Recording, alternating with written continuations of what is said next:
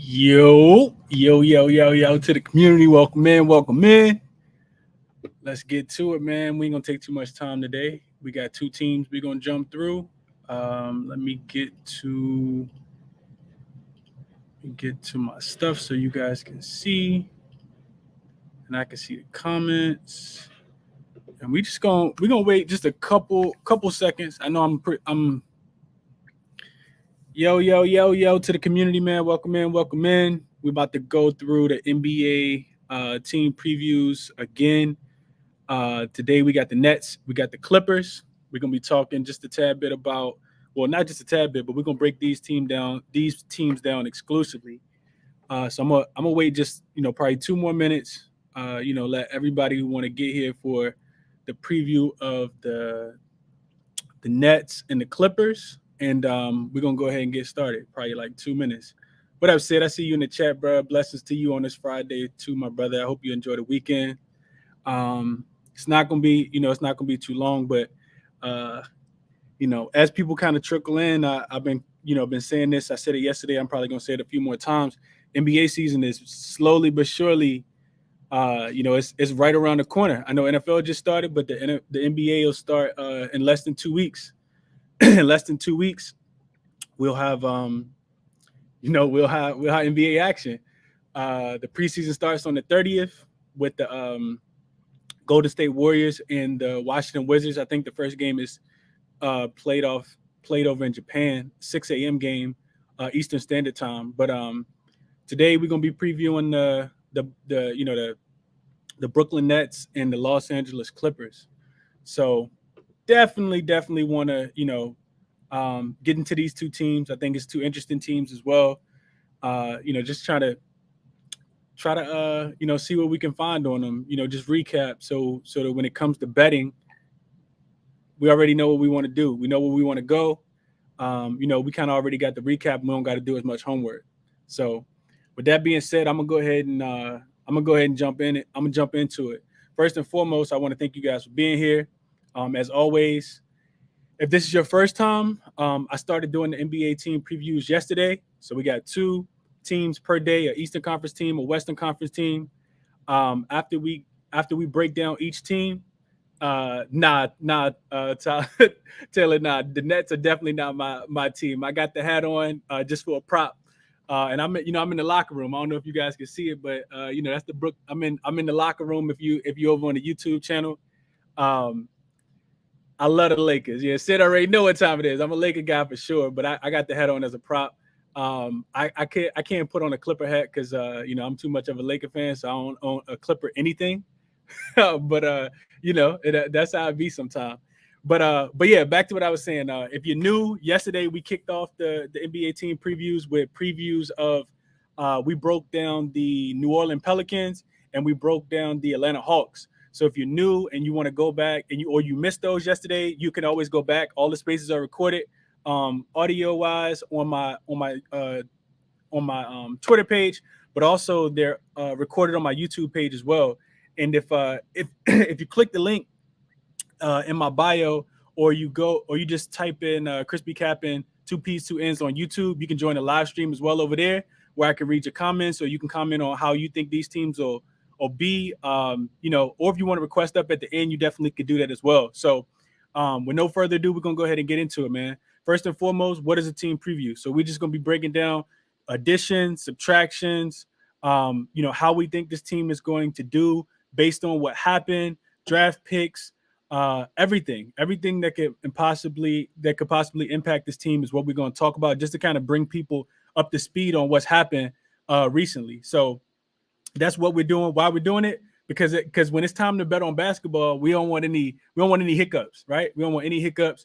We want to go ahead and just be as ready as possible, be as prepared as possible. So a lot of getting ready is staying ready, right? If you're staying on top of this stuff, you're doing your homework, you're taking notes, it's easier to bet. It's easier to make, well-informed decisions versus just throwing your money around, kind of putting it where you think it's going to be. So that's why we're actually doing it. How I'm doing it, 2 teams a day, like I said. The first 5 or 10 minutes will just be me kind of giving you guys my homework and my research that I've done already about the game. And then the last 10 to 20 minutes, will be about, anybody else kind of wanting to request up and talk about that team. So we'll do about 30 minutes per team. Like I said, first 5 or 10 minutes will be me just kind of catching everybody up. And then the last 20 or 30 minutes or so will be just kind of everybody else, kind of weighing in. Anybody want to share their opinions or their takes, they can definitely request up and we can talk about it. 2 teams a day. We got two more teams tomorrow. So let's go ahead and get into it, man. I'm excited. I'm excited to talk about these 2 teams. I think and just to look ahead for tomorrow, we got the Timberwolves and the Cavs. I got to figure out exactly what time I'm gonna be doing it. It probably won't be an evening show because it's the weekend. But my son do got soccer in the morning. He actually starts soccer in the morning, 11 a.m. Eastern time, which is the time that I would typically like to do it.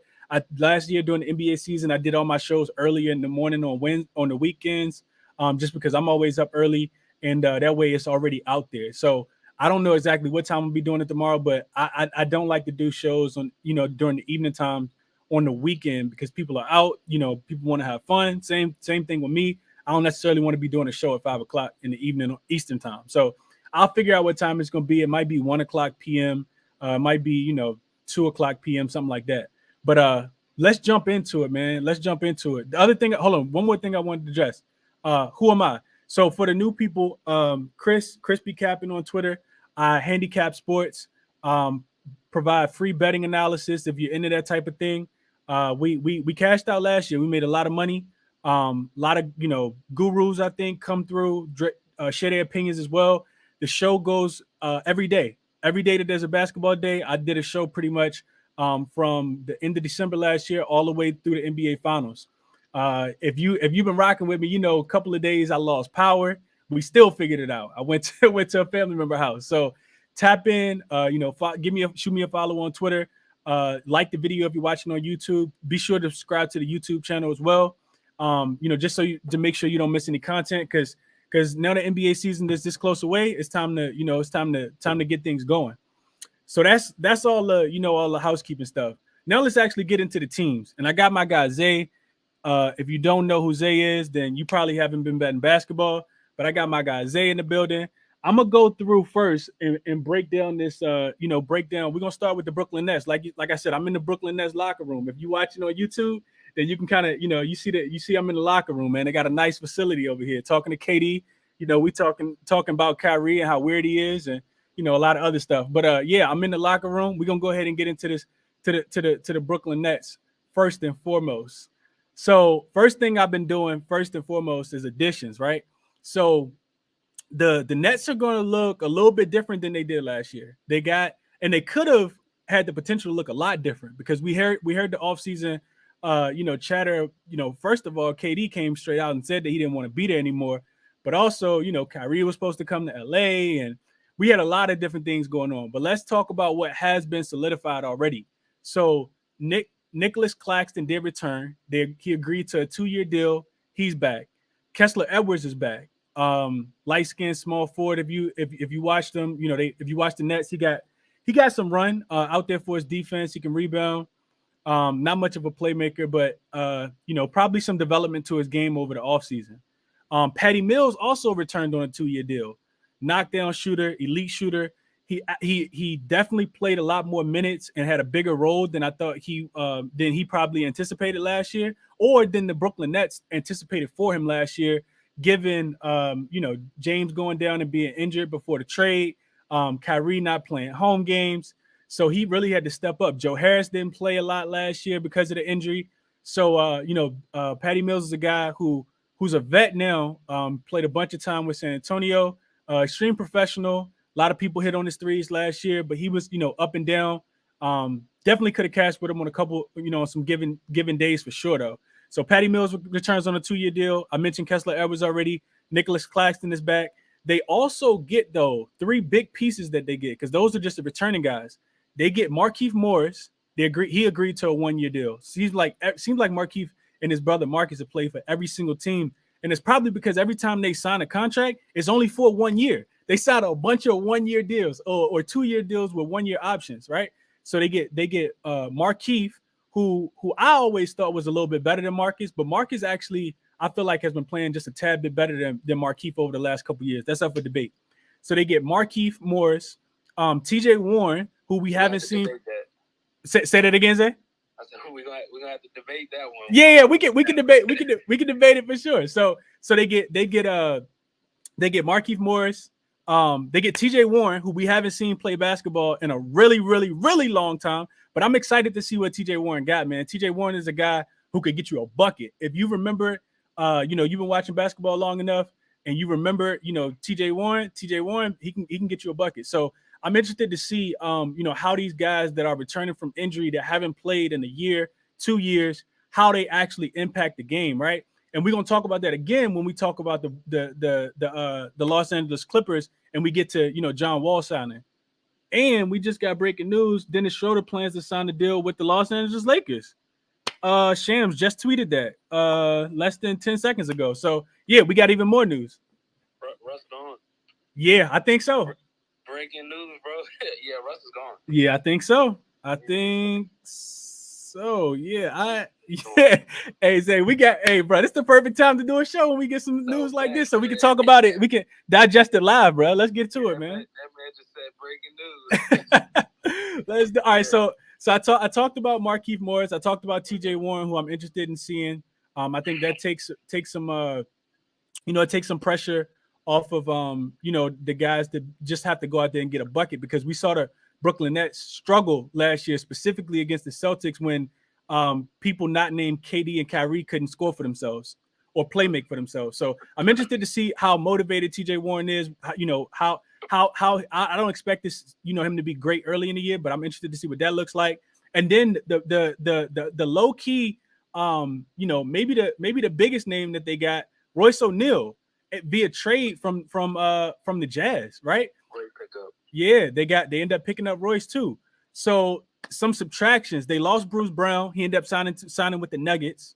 They lost Drummond. Andre Drummond actually went to the Bulls, and Dragic actually signed with the Bulls as well. So three big guys that they lost, but I feel like they gained more than they lost, and we're gonna talk a little bit about that. As far as a recap last year, I think we know what happened with them.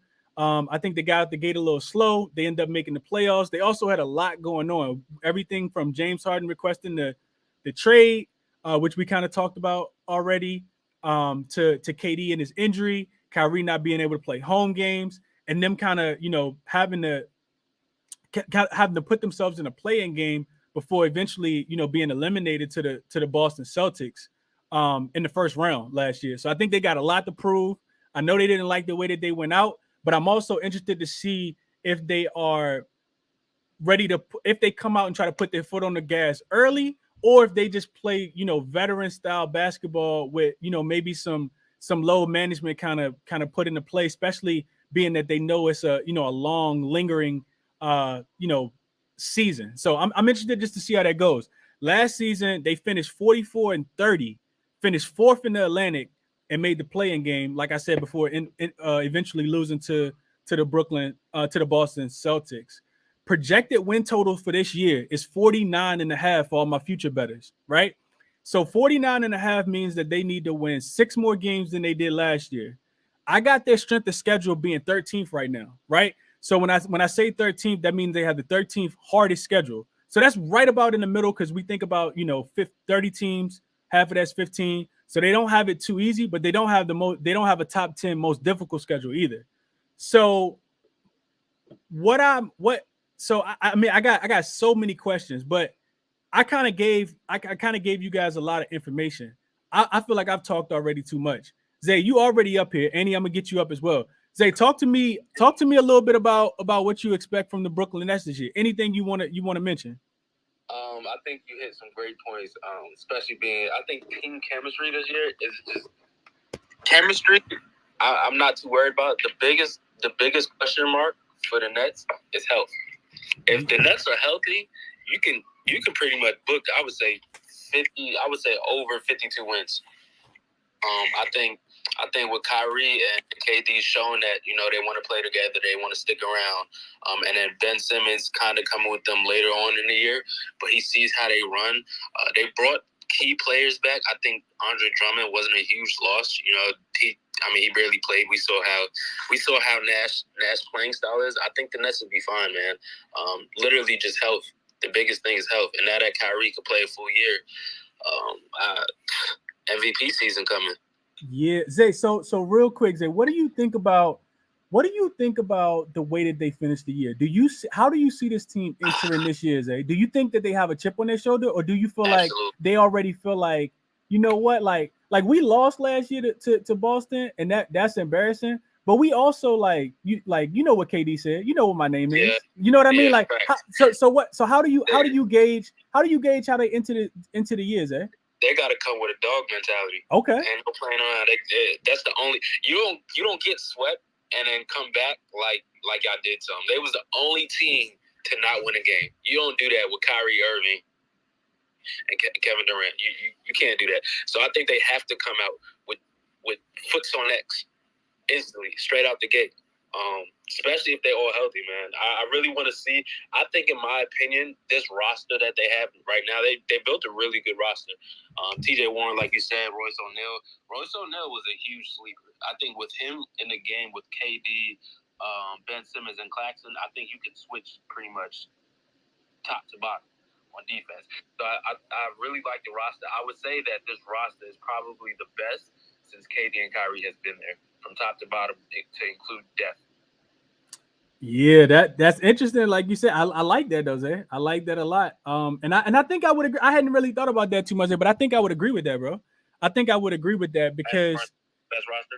Yeah, I think so. I think so. Yeah, no, I definitely think so, Zay. So Zay, long as they healthy, you got them going over this win total of 49.5? For sure. Okay. Yeah, I think I would agree with that as well. I think it's probably going to be 4 teams in the Eastern Conference that win 50 games like it was last year. And Brooklyn wasn't one of those teams, but like I kind of talked about, like you alluded to just now, Zay, it was a big part of that was their health. So what could play a factor in, like, we don't know yet. I know you know about the season tournament, which could be a huge boost for the gambling community. But I guess we talk about that later on, because that could play a huge factor in win totals, in stats, and so much. Yeah, for sure. Guys like Kyrie and KD love shit like that. Yeah, that's a fact. That's a fact. I think when you've been doing it for such a long time and you didn't already achieved everything that they have already, it's really hard to stay motivated, especially for a whole year. But as you said, Zay, with 2 Hall of Fame, I mean, it's no question both of these guys going down first ballot Hall of Fame. You don't want on your reputation, especially after achieving so much, is to take a L, like getting swept in the first round by a team that didn't even win a championship. Right. So yeah, Zay, I'm definitely with you on that. I appreciate your insight, my brother. I appreciate you for being here, man. I know you missed yesterday, but I appreciate you for tapping in, bro. I definitely appreciate that. Anytime, bro. Absolutely, bro. Absolutely. Stay up here for sure if you can. I want to kick it to Annie. Annie, give me your thoughts real quick. What do you think about the Brooklyn Nets this year? Firstly, thank you for having me and for doing this in general. And secondly, I think the Nets on paper are probably, I have them on paper again behind Milwaukee and Boston as the third best team. In the East, we can debate Philly, we can debate, I don't know, I guess Miami, but for me, they're the third best team on paper. I think people are really low on Ben Simmons for good reason, obviously. But he's not gonna have to do the things that he was expected to do in Philly, and he can just do what he's good at. Which is play defense at an all defense DPOY level, and distribute the ball, and like basically the Draymond role, which I think would suit him, especially with elite scorers around him. Like if you look at the scoring they have around him, it's insane. TJ Warren, Patty Mills, Kyrie, and KD, along with Ben Simmons, like that's a small ball. That's a small ball like starting 5 that I would be really, really scared of if they're all healthy and if the chemistry works out. Which is why I want to bring up chemistry, because I think for any good team to win, chemistry is probably the most important thing. And I think that's what they're lacking, and that's what I feel like is, you know, the important thing they need to build throughout the season. You know, it could, because, you know, the kind of reports that we've read over the season, it is insane. You know, Katie apparently saying, you know, either it's Steve Nash or it's me, or, you know, Kyrie with his whatever he's done this off season. You know, it never bodes well for the team when there's a rift between, you know, your top two players and the coaching staff. And, you know, Steve Nash, you know, people have different opinions on him. And, you know, he may not be a great coach, but, you know, he is the head coach at the end of the day. And, like, if he is the one that's going to call plays and run plays, and, you know, it can, at the end of it, you need to have a good relationship with your head coach. Otherwise, like, the team just doesn't work. So, you know, health is obviously, again, the most important thing for this franchise.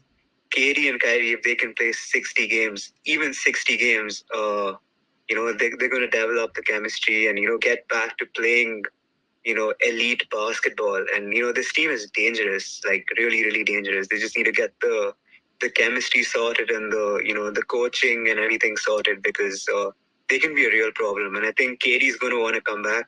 We know he reads everything on Twitter. Like, there is absolutely no way this man doesn't read any, like, he reads everything on Twitter. So he knows. That's a fact. He wants, he wants, like, he's replying to kids with like 15 followers and all. So like he has that chip on his shoulder, and, you know, for an MVP caliber player, that means something. So yeah, I'm expecting a big season out of KD. I'm expecting a big season from the Nets, and, you know, people beg to differ because of whatever Kyrie and their chemistry issues, but, you know, I think they're gonna have a bounce back here for sure.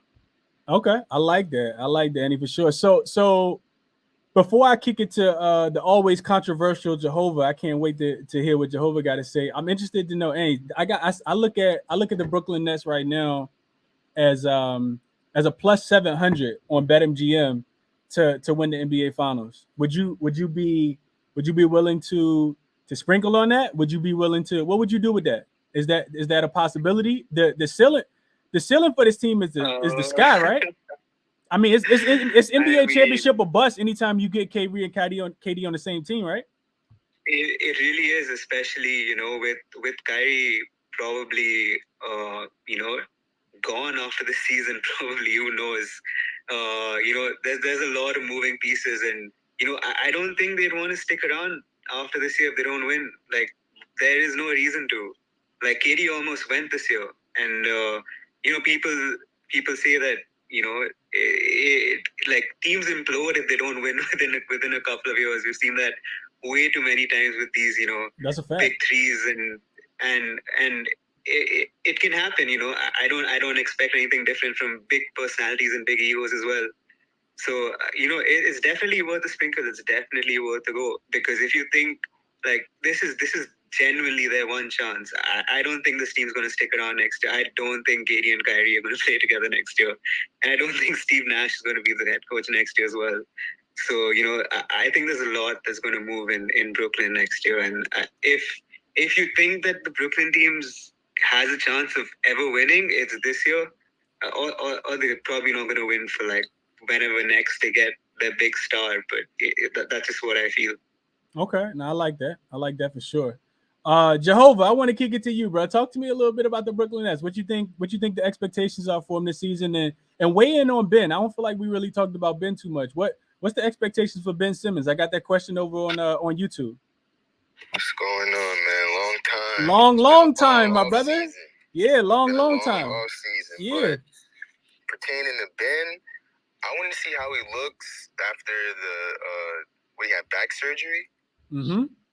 I want to see how he looks, how he just how he moves, and again, like, the big thing is also chemistry. And I think Zay said it about how they got to play with, like, a fire underneath them. I think that has to start. Well, it should start from Nash. It has to start from the head coach, I believe.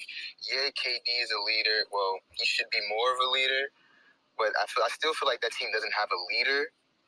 a leader that they need. And I feel like Nash has like I'm still upset with what Kyrie did when Brooklyn just brings in.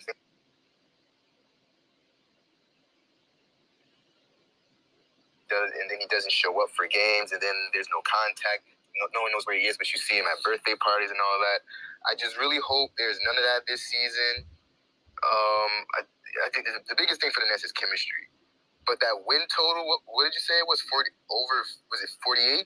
46 and a half. Well, I mean, look, their first 5 games of the season are going to be tough, and I think for the Nets, how they start the season doesn't really matter much. I feel like they're going to find their flow, but it can't be any outside interferences. It just can't be any as much noise as it was last season. All that has to be. You have to play basketball, strictly basketball. And I feel like they do have something to prove because they got embarrassed in the playoffs. Yeah, it was Boston, but you don't allow yourself to get swept like that and be the only team to get swept by a team that even if you're going to lose, at least compete. Yeah, they played. Not saying that they didn't compete, but we know the Nets KD and Kyrie can play way better than what they showed. And then you bring in a TJ Warren. You finally have Ben Simmons, hopefully. And I just like that small ball lineup. I do like it. It sounds good, but I want to know when it's time because you can't play small ball all game. And their bigs, like they have a lack of depth at the big man position. I know they have Claxton. Griffin's still there, and who else? LaMarcus Aldridge. And I think, are you considering Sharp as a big? Yeah. I want to know who's stopping Joel Embiid, right? In the playoffs. That's what you're talking about, right, Joe? And that's where it's going to like the half court game. And mind you, the East is packed too. Boston got better. Milwaukee, I won't say they got better, but they're still top three in my opinion in the East. They got better just by getting Middleton back. So yeah, I would agree with you on that, Joe. And then Miami's still there. Yeah, they lose PJ, but I don't consider that as a big loss. Right. But like those top end, that's the Hawks. You have Cleveland. Like there's a lot of teams in the East that can make a push for that just being that top five seeds. And I think the Nets have all the talent to be at least top 3. But I think the biggest thing is chemistry, man. Chemistry and health, it sounds like. Yeah, I know Zay said health, and I agree with that. And chemistry for sure, because they didn't get a lot of a chance to do that. And I think we as spectators, as fans, we've seen these guys play so well for such a long stretch of their career, 10 plus years, 12 plus years. When we're talking about KD and Kyrie, but when you put them together, it doesn't mean that those pieces of the puzzle gonna fit. I think back to when Bron Wade and Bosh got together in Miami, and they didn't click immediately, right? It took a while. Early. Yep. Yeah, it took a while. So yeah, I think sometimes our generation is just like a popcorn generation. We're a microwave generation. We want everything to be instant. So sometimes it does take it takes a little while. And then when you lose a guy like James Harden, you bring in a guy like Ben Simmons. That's even more chemistry that needs to be figured out. You get a new head coach in Steve Nash, who talks about Kyrie said we don't even need a coach. So it's a lot of moving parts for sure, Jehovah. I want to kick it back to Andy real quick before we move on to the Clippers. I can say one more. Yeah, go ahead, Jehovah. I may have to come back later. Okay. But once again, I appreciate you for just this preview of the league because, like I said, it's been a long off season. I couldn't wait to talk some basketball. I'm talking football, but I want to talk basketball in the spaces. But I'll be back later on, and I just want to say this Phoenix Suns are still winning the West, regardless of all the noise. Everyone in here, just remember this: the Suns will win the West, and I'll be back. Appreciate you, Chris. I knew the Phoenix Suns were gonna get mentioned somehow, Joe. But appreciate you too, bro. Enjoy the rest of your day. For the people who jumped in late, or you might have to dip out, all the spaces gonna be recorded, so you guys can go back and listen to them.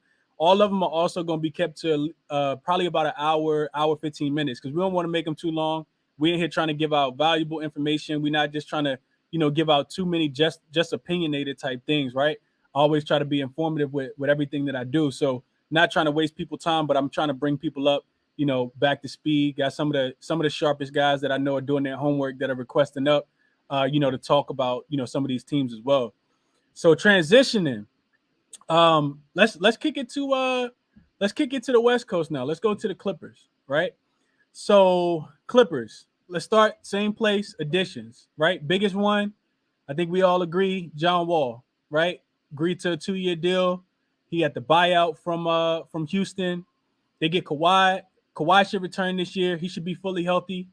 We don't know what that looked like. Kawhi missed all of last year, but he is, top 5 player when he's at his full strength. The last time we saw him on the basketball court.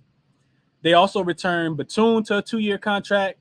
Amir Coffey returned on a 3-year contract. Robert Covington, who they picked up in the middle of last year, agreed to a 3-year contract as well. Zubac got an extension. So a lot of those pieces, they were, a collective unit last year. They didn't really have a choice with Paul George not coming back to the, throughout the to about the middle of the season. They were a collective piece. Guys like Reggie Jackson stepped up. Amir Coffey off the bench stepped up. I talked about Batum stepping up, right? They had a lot of guys who stepped up and made plays for him. But this year, those guys should be able to, probably continue to grow a little bit in those spots, but also be able to take a back wheel just a tad bit when you get guys like, PG back and you get guys like Kawhi back. The only subtraction that they had on that team was they did lose Isaiah Hardenstein. If you remember Isaiah Hardenstein, he was a tall, linky center, backed up Zubac. Sometimes he got more playing time than Zubac, but Hardenstein ended up signing with the Knicks. As far as offseason notes, I think the biggest one is the addition of John Wall, which I mentioned just a tad bit, right? And that could be major depending on which side you're thinking about John, like how you're thinking about John Wall. Because on one hand, although he opted he opted out of his contract. That was a $44 million contract last year. He surrendered $7 million to be bought out. So he was with Houston, for the people who didn't know. He didn't play last year. Wasn't his choice. It wasn't due to injury either. John Wall missed the season before last because of injury. He didn't miss last year because of injury. He missed last year because the Houston Rockets coaching staff wanted him to sit out so that the young guards could develop, right? They didn't want John Wall kind of impeding on those guys being able to grow and develop, right? So he gave up $7 million just to play basketball again. To me, that seems like motivation, right? He also, if you aren't paying attention, he also just came out recently, I think maybe 2 weeks ago, within the last 2 weeks, and he was talking about his mental health and contemplating committing suicide just because everything that was going on in his personal life and not having basketball as an outlet. So if you think about that from that perspective of, all right, John Wall's 31 years old, he has not played basketball in pretty much the last 2 years of his life, and that could be kind of refreshing to a certain standpoint. He should be in pretty good shape. They granted him time last year to go to Miami and work out, by himself, and he ended up doing that. I think we could get a really motivated John Wall. On the opposite end, John Wall has missed, like I said, 2 of the last 3 seasons completely. It hasn't played 70 games or more since the 2016-2017 season. He'll be 32 at the start of the season. We know that that's not the prime age of your career anymore. You're typically out of your prime. But if you go back and look at John Wall numbers, the last time he actually played basketball for the Houston Rockets, we're still looking at an elite level point guard. John Wall averaged nine assists for his career. I know it's over 20 points. I think he averaged about 17 the last time he played basketball as well. As far as the last season recap, I talked about Kawhi missing the whole season. PG missed the first 51 games with that torn elbow tendon, but he came back, finished strong. They were eliminated in the playoffs eliminated in the play-in tournament by the Pelicans. They finished the season 42-20, and their projected win total this year is 51.5. They have the 21st hardest schedule, or you could say the 9th easiest schedule, based on strength of schedule. I'm interested to know what you guys are thinking about the Los Angeles Clippers. I personally think that when you have PG and Kawhi, it's really, really difficult to assess them because we don't know what Ty Lue's going to do as far as, the load management. Kawhi Leonard kind of started the load management. Him and his camp kind of run their own show as far as when he gonna play, when he not gonna play, assessing his own injuries. We know that he's had his personal doctor and not really, really cared to use the team doctors as much. And I think it could be some load management because for the Clippers, I think another team just like the Brooklyn Nets, we're talking about expectation. The ceiling is the championship. I don't think they're really playing for anything besides winning the championship. So I could see some load management. The 51 wins for me, I think it's about right, but it could be a tad bit too much because I don't know how serious they take the regular season. Will they try to make want to get a top 4 seed so they can get home court advantage? Maybe so. Winning, finishing top 4 in the West should grant you about 50 games at least, won for the season. So I'm really close on that number, but I do think load management kind of comes into play, and as long as they make the playoffs, I think that they're happy.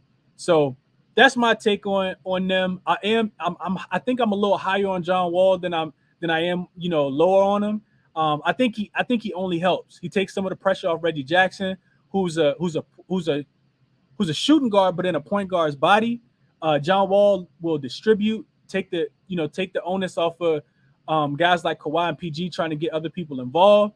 And I think John Wall got a lot to play for, man. He's somebody else that people kind of doubted and don't have a lot of faith in. So I'm pretty bullish, I guess, on the Clippers, but I don't think that I'd take them over the 51 and a half wins.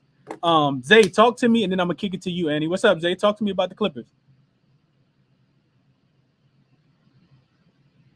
Love them. I have the Clippers coming out the West. Well, let me not jump shit or jump ahead. Between Warriors and Clippers for sure. I think they're two front runners, contenders. Just like with the Nets, I mean, the Clippers really truly depend on health. If I'm picking a duo in the West, I'm gonna pick the best two-way players, two of the top 5 best two-way players in the league, in PG and Kawhi. I think Kawhi has seen his name been dragged through the mud while he's sitting back and getting healthy. I think we all know that Kawhi, when he's healthy, he's a top 5 player. I don't think that's in question. So to see Kawhi come back 100% healthy, because he's not playing unless he's 100% healthy. So knowing that he'll be 100% healthy as well as PG and a full off season, like you mentioned, they got a lot of guys. I think they got a lot of sleepers. John Wall is a perfect fit for the team. He doesn't need to put up 15 shots a game. He legit has guys he can give the ball to that go to work. So I think John Wall is a perfect piece to this team. On top of that, John Wall, he's a great defender. I mean, I think he's a really underrated defender. He can play the 1 to 2, and in a small guards league, he can probably, switch on some threes. So I think he fits perfectly with this team to add in depth. I think the only lack that they have is a backup, like you mentioned, Hartenstein. He went to my Knicks, which we're gonna do a little something this year. But yeah, Zubac being the only true big is just like the only question mark. But I think the Clippers have a lot in store. Ty Lue is a great coach. On top of that, Clippers props is one of the best teams to get at. PG assists, Luke Kennard threes. I mean, they got a bunch of guys who could put up points. Norman Powell, and they still got Reggie Jackson. Man, my curiosity is to see the rotation. Ty Lue is one of the best coaches in the NBA, and he has one of the best rotations in the NBA. A lot of a huge tip to gambling player props is really knowing the rotations, because rotations really matter in the NBA. So just knowing the rotations will definitely help out a lot. I pay attention. You definitely got to pay attention to rotations, and that separates good coaches from average coaches.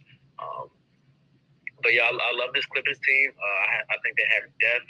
I think they have scoring power. I think they have it all from top to bottom. To add that with a great coach, I mean, they're definitely favorites in the West for me.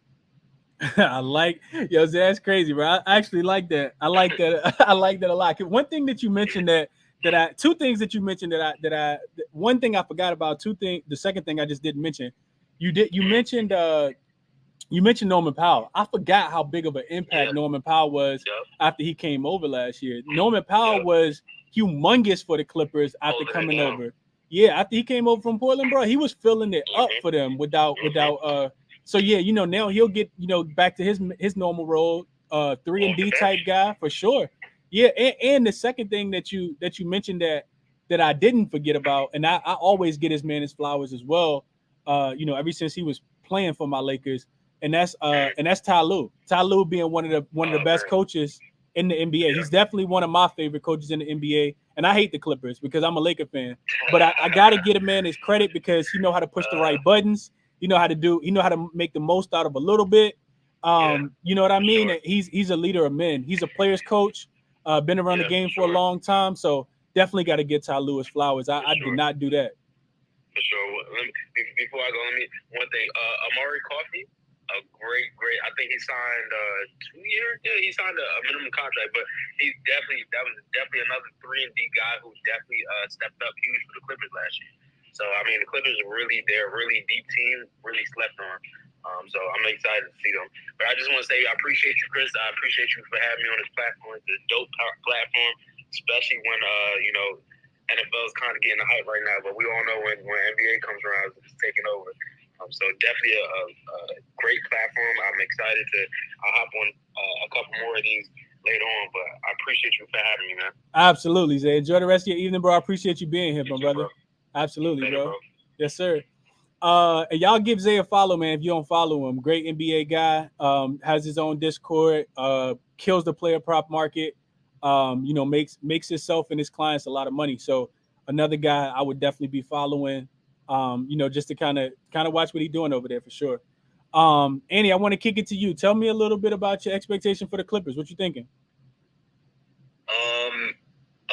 I think the Clippers again. I think are going to be a team that's predicated, like their success is going to be predicated on their health, especially in the postseason. I think I don't expect Kawhi or and I think Paul George to play as much as people are expecting them to. I think like Kawhi has always been a load management guy, and I think he's this year's going to be no different, especially when he's coming back from such a serious injury. So I don't expect him to play a lot of games. I think he plays probably sub 50 games. I think he tries to stay healthy. He tries to get back into the groove of playing regular minutes, and I think he plays games that probably mean something or and avoids back to backs and that kind of thing. I'm expecting Paul George again to have a great season. I think after the bubble, his reputation hasn't been great, and I think the injury and missing as much time as he didn't help his reputation either. But people forget that he's probably one of the best two-way wings in the NBA, and him and Kawhi as your wings are, and we know wings win championships. Like it's been proven for the last 5-10 years now that if you have elite wings, you're going to win a championship. That's a fact. Yep. And they have that.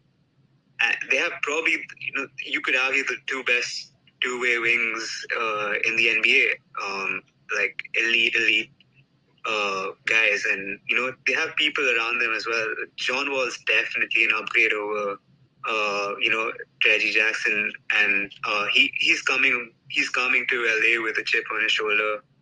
He's talked about how he contemplated suicide and a lot of different things when he went through his injury, and so he's going to come back, and he's going to be when someone comes back and they're grateful to play and they have a chip on their shoulder that John Wall's always had, you're going to expect a big season out of them.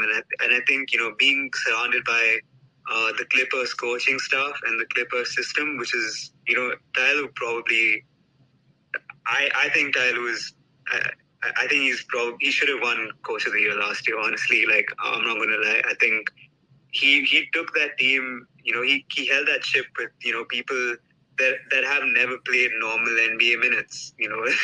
Like he made he got Amir Coffey to be who he is. He activated him and made him into a great player. And I think he got all the lineups and all the rotations he had were absolutely spot on. They had some big upsets last year, and I think that's why I'm confident of them to hold the ship steady when Kawhi and PG decide to take their load management days off and stuff.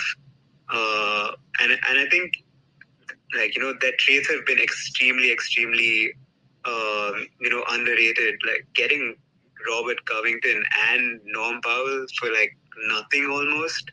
That was one of the best trades for them, and I think like they added everything they needed to, because Norm Powell he's a great defender and he's a great shooter as well, and he can play make, and he's just an all round guy, and I think he adds so much flexibility to this already flexible lineup. I think Marcus Morris as well is a great complementary piece to everyone that they have in the lineup, and signing Batum for 2 years was a great addition. I think Batum is he was probably one of the best like leaders in their locker room. I think he's a guy with NBA experience. He's a guy with who's been through the highs and lows. And I think he can the Clippers have missed a leader for a while now, and I think he's the one to take over as a dressing room sort of leader, along with John Wall, because Kawhi, as we all know, is someone that's really quiet, doesn't really say much, just comes to play basketball really. PG has tried to embrace that role, but I don't think he is the leader for the Clippers. So again, a leadership figure is really important for any franchise that's aspiring to win a championship, and I think the addition of John Wall and re-signing of Batum, I think together they make a great leadership group. And I think they're young pieces as well. I think they're only going to grow. I think Terrence Mann is going to have a great season. I've seen clips of him at pickup ball, and he's just been working hard this season. I'm expecting a big season out of Terrence Mann as well. I think he's going to be a great complementary piece off the bench, and he's gonna have a good season for them, a good efficient season for them as well. So overall, I personally think that I think for me as well, they're probably the favorites to come out of the West, barring any big injuries. I think they have the best rounded squad. That's what I feel. They're the best. They're the most flexible and well-rounded squad, and I think probably have the best adjusting coach in the NBA, which is really important, considering how late we've seen so many times in the playoffs when teams just go down and their coaches don't adjust at all, and just stick to their system for a while till they're deep in a hole. And Tyler was one guy who just adjusts on the fly, which is what makes him such a great coach. So combined with all of that, I definitely think the favorites to come out of the West. I would bet on them to come out of the West. I think the price is pretty good. I think I think at one point they were favorites to win the title as well. I don't know if that's still true on some books, but I think they're definitely going to come out of the West. It's just I just think that this could be the year where everything clicks for them. Okay, yeah, I think so. I see them right now. I got the Clippers at a plus 700 to win the ship. To win the East, to win the West, I got them at a plus 325. I'm looking on BetMGM right now. So, yeah, like you said, I think you made a lot of great points. To win the division, I got them at a plus 225, behind the Warriors at a plus 175, and the Suns at a plus 175. Yeah, I think the only issue with the regular season is going to be how much load management. Kawhi and yeah, exactly. And that's why I would personally stay away from the regular season wins, or whether they're going to win their division. But winning the West is something I would definitely sprinkle on. I think that no, it's not sprinkle on. Sorry, I would bet on, like, I would put some money on them to come out of the West. I think that on paper, and even in practicality, they're probably the best team. They have the best roster construction, in my opinion, and they have seasoned vets, as long as young guys that can do take off minutes from the older guys. So I definitely think it's going to be a really strong season for them, at least in the postseason. Okay. I like your take, and I think I mean we got a lot of Clipper love so far. I'm interested to hear from Electric Money. If you with me, bro, the floor is yours. What are your thoughts on the Clippers this year? Hey, what up, yo? How you guys doing? Good, bro. Good. How about you? Doing great. Chris, you might not remember, but I was on your spaces. I think last playoffs, I was the one who gave out the Bruce Brown prop for the Nets. Oh yeah, you gave it out a couple times. I remember that. Okay. Yeah. So I'm a Nets guy, but I can speak on the Clippers.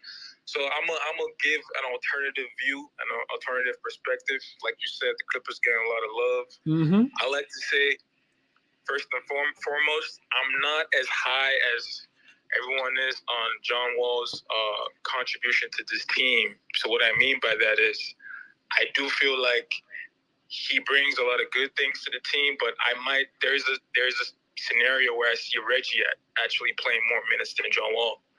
This is how I feel. One thing that John Wall provides is playmaking, which every good team needs: a play initiator, play connectors, and a play finisher. The Clippers have two elite play finishers in Paul George and Kawhi. They have very, very good play connectors in Batum and Amir Coffey and all those guys, all their secondary guys. What they actually were lacking for the past couple of seasons has been playmaking. So somebody who can actually initiate plays. So I feel like John Wall will help them in that regard. But outside of that, I'm a little skeptical about John Wall shooting. I mean, yeah, everybody makes jump shots in July and August, but I want to see how, like, can he actually make those shots in the regular season and also in the playoffs. So I'm not as high as everyone has been on John Wall, like regarding his actual contribution to the team. So having said that, if you're looking for plays for the Clippers, I wouldn't bet the Clippers to win the Western Conference right now. You can get a better price during the season because, like you said, they will be load managing. All right, and what that means is they might not win as many games as maybe a team like the Suns. So you might actually get a better price for the Clippers during the season. They're a team. I think the Clippers and the Nets is kind of ironic that you pick both of them today. Both of them, their success will ultimately be determined by health. Right? I think. Yep, I agree. Yeah, if Kawhi is healthy and Paul George is healthy, then now and both of them are healthy going to the playoffs. Yes, now we're talking, and I really see Clippers as a force. If not, yeah. So I think for them it's health, and history tells us that something always happens, something always goes on with them. So I'm knocking on wood. I really hope that they have clean playoffs, no injuries. Everybody's healthy going into the playoffs, and yeah, that's all I'm gonna say for the Clippers. Okay, hey, I think you did your homework, Election Money. I appreciate that insight, bro, and I appreciate you bringing something different to the table because I'm not as high as everybody else is on the Clippers. I think I'm more so with you, and it might be because I'm a Laker fan, but it might just be because I got to see it to believe it. Like I need to see Kawhi. I need to see Kawhi be back to his normal self. I would agree with what Zay was saying, though, what Andy was saying, as far as him being an elite level talent. I think Kawhi is a top 5 player in the league when he is at his full strength, but I need to see it. Exactly. I definitely. So I'm not disagreeing on that. Kawhi is a top 5 talent when healthy, but the caveat is when healthy, right? So we need to see it to believe it. And it's the same thing with my Nets. I love my Nets to death, but we're a great team on paper. I want to see it first, all right? So I don't know. Did you already talk about the Nets already? We did the net. We did the Nets earlier. Yep, that was the Okay, all right, first team. yeah, It's all right, well, everything recorded though, Electroman. So you can go back and listen to it if you want to. But yeah, we talked about the Nets. We broke the Nets down. Talked about right. addition, subtraction, win totals. Projected win totals. Recap of last season. All the guys you lost. All the guys you guys bought in. I like that team. I like that team a lot. I think that they have a lot to play for. But everything is recorded. For the people who jumped in late, you can always go back.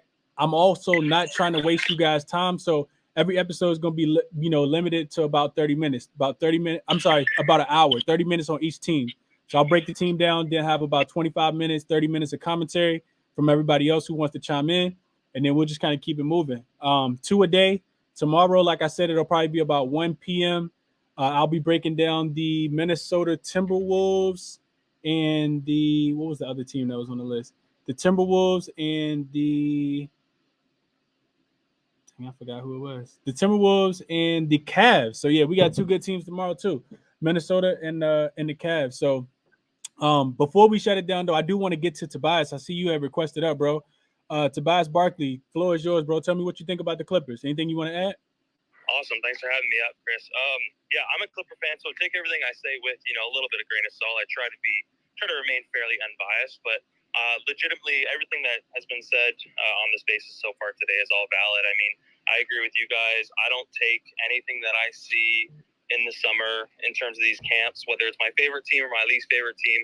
I don't take it as a real thing. I need to see it on the court in October to April. But legitimately, I think the Clippers are the deepest team in the league. We're talking about 13 players deep, from Kawhi Leonard to Brandon Boston Jr., Amir Coffey, as Electric had mentioned. I think they're probably one of the best two-way or defensive teams in the league. They can defend you on the perimeter. They can defend you in the paint. Yes, I do think the big man is a bit of an issue, but in a league, in an era that's kind of more of a small ball, versatile wings, they've got that covered as well. They can shoot from the perimeter. They can shoot in the mid-range. Obviously, we know how talented Kawhi and Paul George are in the mid-range. But to talk about the bets, I think moving away from maybe the best out of the West, winning the division, I'll take their over on their wins. I think if we're looking at load management, I think we can expect both Paul George and Kawhi to be load managed. I would say give them maybe 55 to 65 games. I think that's probably a fair range. Last year, Paul George played 32. Obviously, we know Kawhi played none, and they still went 42 and 40. I think you said the line is at 50 and a half or 51 and a half, 51 and a half, bro? I take the over. I take the over 100%. I legitimately think that this team can win 60 games. With Ty Lue at the helm, with these 2 superstar elite players, with the depth they have, the defense, the threat from 3, I think this team can win 60 for sure. Okay. So we getting some more Clipper. I love your points, guys. I love your point, especially the depth, right? I think that's something that I didn't mention, but I would definitely agree with, right? We talk about, and I know Andy kind of mentioned it as well. This team is extremely deep. There will be nights this year where they don't need one or the other. They might not need Tobias and I said Tobias. They might not need PG and Kawhi. I can see some rotation between the both of them. Other guys stepping up because Ty Lue, they didn't have a choice last year. They were kind of thrust into that role and forced to play bigger minutes than they were expected to. Granted, the PG and Kawhi injury. Now you get John Wall who comes back. I think I'm a little bullish on John Wall. I think he has the potential to really impact the game. And when you make millions of dollars and you've made millions of dollars for a really long time in your life, it can be really hard to be motivated to do what it is, even if you love it, because you've already, you've won the game already. But for John Wall, I feel like he is extremely motivated because you don't just leave $7 million on the table to get bought out of your contract so you can go play somewhere else. So, and one guy more, Chris, that I wanted to mention, I don't know if I've heard anyone mention him yet.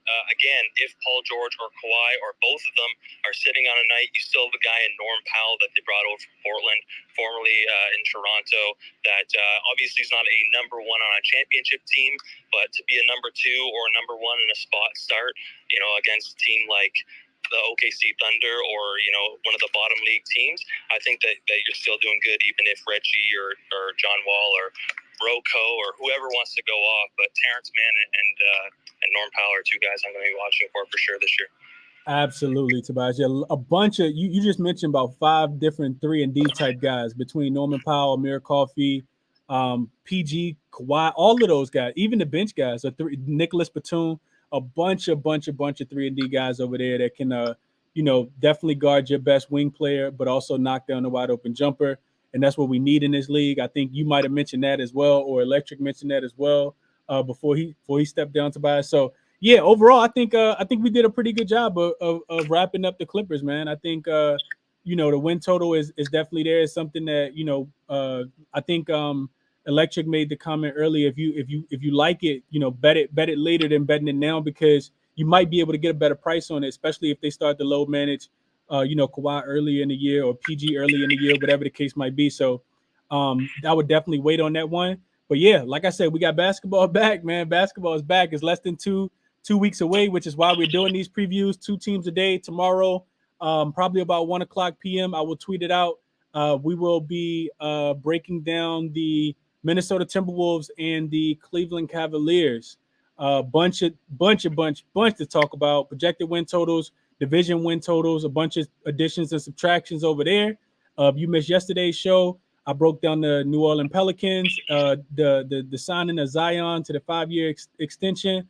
I talked about DeJounte Murray joining the Atlanta Hawks when we did the Hawks preview. Everything's posted on my page as far as if you want to just listen to the space, but also if you wanted to go back and watch the video, see the comments, everything's over on YouTube as well. I got a link posted to my YouTube page as well. If you aren't following me, there will be just daily NBA insight and takes every single day throughout the NBA season as there was last year. So I'd be I probably follow me if I wanted, was interested in talking hoops. And then of course on YouTube, if you're over there watching the video, be sure to like and subscribe as well. I appreciate everybody for joining today. Tomorrow, like I said, Minnesota Timberwolves, Cleveland Cavaliers. You guys enjoy the rest of your night. Good luck on your college football bets, your MLB bets, and I will see you guys again tomorrow.